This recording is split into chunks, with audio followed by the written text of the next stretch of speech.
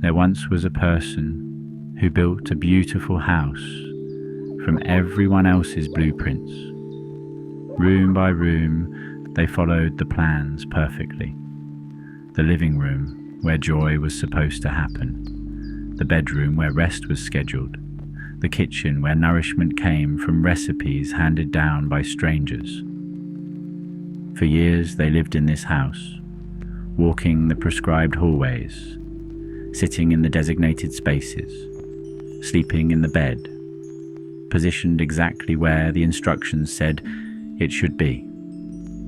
Visitors marveled at how proper everything looked, how well maintained, how perfectly acceptable. But late at night, when the world was quiet and the performance could finally rest, they would stand in the center of their perfect house and feel like a ghost haunting someone else's life. The walls, built from other people's expectations, seemed to press closer each day. One night, something shifted. A floorboard creaked differently. A door that had always opened easily suddenly stuck.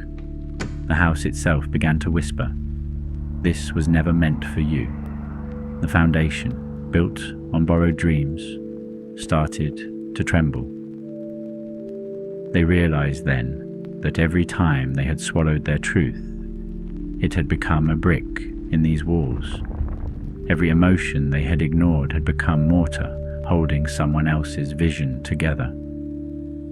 The house was beautiful, but it was suffocating the person it was meant to shelter. Standing there in the darkness, they understood.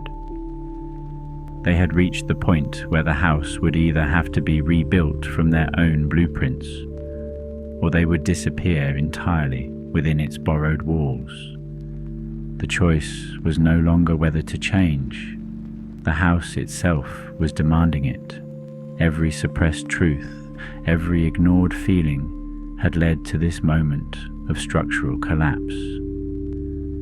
They were finally ready to design a life that fit the shape of their actual soul. Sometimes the most beautiful houses become prisons until we find the courage to build our own.